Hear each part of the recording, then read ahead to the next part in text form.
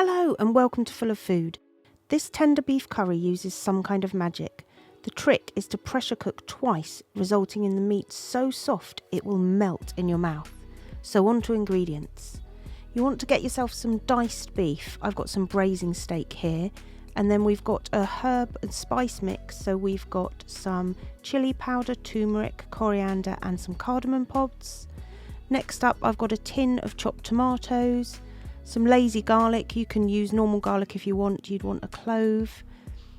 Then I've got a teaspoon of sugar, 1 onion and some ginger, which I'm going to grate, some vegetable oil to cook my beef in, some butter, some beef stock, and then some double cream and garam masala that we'll use right at the end. So method, really simple this one. We're going to just open up our pot and we're going to cook off our beef. So you could do this in a normal pot if your pressure cooker doesn't have a saute mode.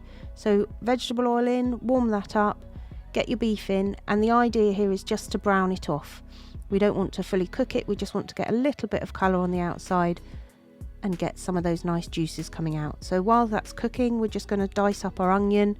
Want to make it nice and fine and thin, so nice little slices there. And then we're just going to get that lovely fresh ginger and we're just going to grate it up. It's about the size of your thumb. You could use lazy ginger as well.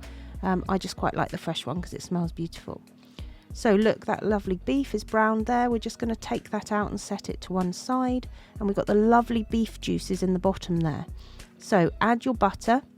I'll just turn the heat down a little bit there and I'm just going to brown off those onions. So the idea here, top tip, is to get all those little bits off the bottom. Add a lot of colour and all of the flavour. So put that lovely freshly grated ginger in, a little bit of garlic, and then our cardamom pods. I just crushed them between my fingers, and those lovely spices. So give that a good mix and just fry that off for about a minute to let those spices work. Then our beautiful beef pieces back in, give it a good stir, make sure that all those bits are off the bottom. And then I've got some beef stock here. I just used a stock pot, teaspoon of caster sugar, and then our can of chopped tomatoes. So that's a 400-gram can there. So give that a lovely stir together. And then here comes the magic. So we're going to put that on high pressure for 15 minutes with natural release.